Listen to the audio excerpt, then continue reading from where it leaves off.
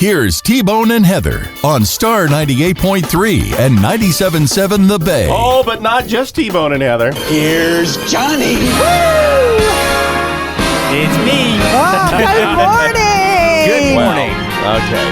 Okay, well. Let's just get right to it. Okay, biggest movie, maybe possibly of the summer, Deadpool. No, 100% of the summer. Well. Yeah, except for I saw a headline yesterday. Inside Out 2 is now the highest grossing animated film of all time. Yeah, it just overtook Frozen 2. Yep. That's insane to me. 1.5 billion, something like that. And it just came out a few months ago. Yeah. So, yeah, people love it worldwide, Inside Out 2. I'm going to be gushing about Deadpool and Wolverine, so I just wanted to talk about something else first. Okay. So let's, because last week you were afraid that maybe there was too much in the promos for it. Nope, I was wrong. Okay. I am fully okay with saying I was wrong. Okay. Psychological manipulation. I think the CIA might have been involved in the marketing for this movie. Gotcha. Because now, obviously, at this point, the film really started showing publicly last night. So stay away from any articles or anything that you're going to read about it or spoilers, because you want to go into it fresh. What you've seen, my concern last week, what Heather was talking about, was I was worried they were showing too much in the trailers. There wasn't going to be anything surprising. There's so many cameos and Easter eggs and callbacks. Really? And here's the beautiful part about it, though.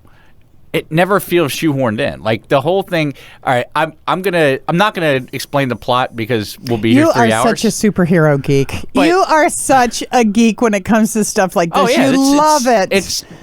I mean, look at the world we live in sometimes. Look at him, he's gushing. I would He's much gushing. rather be hanging out with Deadpool and Wolverine. Yeah, who wouldn't? Right. But, so essentially, Deadpool's multiverse universe is going to be destroyed because Wolverine died in the movie Logan, and Wolverine is what they call an anchor variant. I'm not going to go any further into it. Okay, thank you. If a certain person dies, that universe goes bye-bye. That's what you got to know. Well, you can't have that. Deadpool has to go find another Wolverine to come to his multiverse, so that him and all his friends won't be die, pruned and die. Yeah. I gotcha. You know what? Okay, if this was any other movie and I explained it that way, I would never want to see it. But this is Deadpool and Wolverine, and how much of that makes all of that work? How much of that is directly responsible to the people playing the characters? In other words, same plot, different actors. 650%. Yeah, same plot, different actors. This movie's terrible. I mean, Ryan Reynolds and Hugh Jackman are two once-in-a-generation type talents. And the fact that they are working in the same circle with each other, it's just perfect. And there's real life chemistry there too. Yeah. I mean, everybody knows at this point they've been on a marketing tour for 3 months that these guys are actual buddies. Yeah, they're friends, and it's one of those things that you can't fake, and it shows on screen. It's Butch Cassidy and the Sundance Kid. Right. Exactly.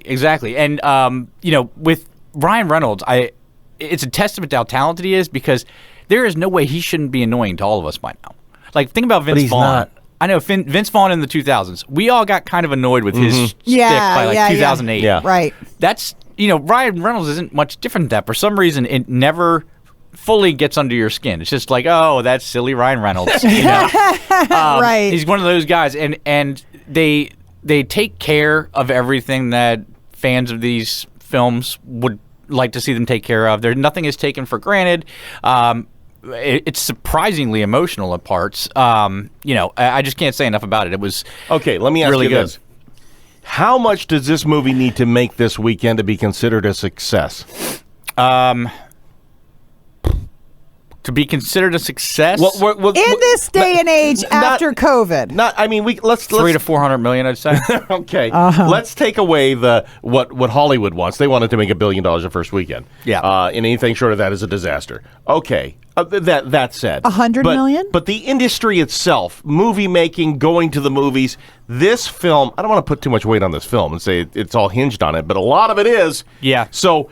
This film, what does it need to make this weekend for them to go, okay, we're good. Yeah. We're good. If for some reason, and it won't, but if the world we're in right now, who knows? Anything could happen. But if it does fail, I would not be surprised to see all of the superhero movies start getting pulled. Yeah. Because you're right. There is no other thing that could be more of a surefire win. Right. So if this loses, but I'd say 200 to 300 million opening weekend would be 200 to 300 million would be a decent. Are we talking opening. worldwide or U.S. domestic? Worldwide. I mean, so Yeah. well, kind of in the middle. Worldwide would probably be more like 3 to 4. That's a high bar, man. That's a high bar. Well, see, we think about it because it used to be 100 million was a huge opening, but that was 20, 25 years ago. And in the last 10, 15 years, when budgets have ballooned up, these movies cost 400 or 500 million now. Yeah. And then you tack on marketing, or that's with marketing. So they cost like 250, and then you tack on marketing, and you're up to 500 million for a movie. They need to make a lot of money. So really, 100 million is not a bad opening. I would never say that, depending on the movie, I guess. But to have a good blockbuster opening, you're nearing 200 million. Wow. Okay, all right. Okay, well, listen, I'm glad you liked it. It was good. It was good. Is it? Let me ask you this. This is the barometer I always use. Is it the movie when you walked out of it, you immediately said to yourself, "Oh, I'll be watching that again"? Yeah, it's the movie. You're walking out of it. You're kind of on cloud 9 a little bit. You're like, okay. That was great. And you're talking about it in the car. It is a summer blockbuster. Oh, without a doubt. Okay, right. Let me ask you, what else? I mean, have you paid attention to anything else other than this movie? Or is there other stuff coming out on streaming? Or is there something beyond this that you're looking forward to? Well, TV has been pretty awesome this summer with The Boys and Acolyte and also, of course, House of the Dragon, which is... I haven't seen it. T and I were talking about how Game of Thrones, I'm rewatching Game of Thrones right now, how that show, you forget how good it was because it ended so poorly.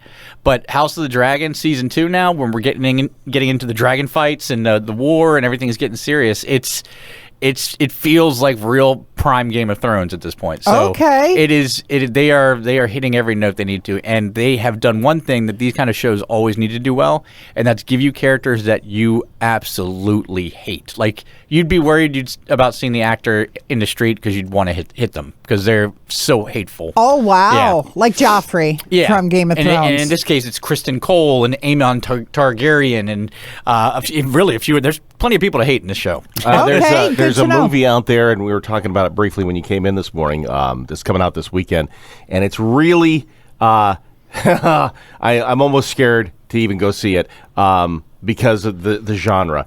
It's called The Beast Within, and it's speaking of Game of Thrones. Kit Harington, Jon Snow. He plays a guy who apparently is a werewolf, and you know where I am with the werewolf. You love werewolf movies. You screw up the wolf, yeah, and I don't even care how good the movie is. Yeah, if you screw up the wolf, right. I can't stand it. And the wolf isn't a big dog. It's like not the Twilight series. Don't run around. It's a two-legged Lon Chaney, right? It's exactly what it is. Yeah. It's got to be up on 2 legs. It's got to be, 8 feet tall. You're going to laugh at me. The best on-screen Wolfman of all time is in the movie The Monster Squad from the 80s. I remember that. The face makeup was terrifying. Yeah, that was the best wolf. You got to be... Well, you got to be Dog Soldier. I mean, you got to be the best werewolf movie going. Dog Soldiers. Yes. Every once in a while, you guys impress me with your deep cuts and your pulls, and that's a good one. Dog Soldiers is a strong werewolf movie. Yeah, bunch of army guys in the woods, and they get attacked by werewolves. That should be all you need to hear to know you want to see it. When they standing in the, if you haven't seen it, I'm spoiling everything for you, but if you haven't, this is on you. You've had 20 years to see this. When he's at the stairs and he's talking to the girl, and he's like, "Why aren't you in the pictures?" And she's like, "I took the pictures." And he's like, "Oh," when he realizes, "Oh my God, she's a wolf." Right. And here we go. And she's like, "It's just that time of the month." Right. And you're right. dead. There's the moon and everything else. You're dead. Right. Oh, man. How about anything in the theaters coming up that you're excited about? Because I know everybody's been talking about Deadpool Wolverine. Anything on the horizon that we're like, oh, yeah, I can't wait for that? Yeah, I'm sure there is, but I've been so Deadpool Wolverine myself. I think this was the horizon, and now I've got to get past it. It does seem like a moon launch or something. It's like everything is riding on this movie. Yeah, it's like last year we had Barbenheimer. And this is that up another level, you know. But yeah, I mean, there's maybe next week we can do. There's barely anything coming out next week, so maybe we can do a best of yet to come. August is tough. I mean, kids are going back to school. Labor Day weekend. August is. You usually tough. have one bigger movie in August, and then September is really dead. Maybe some horror movies I don't think are going to be that great.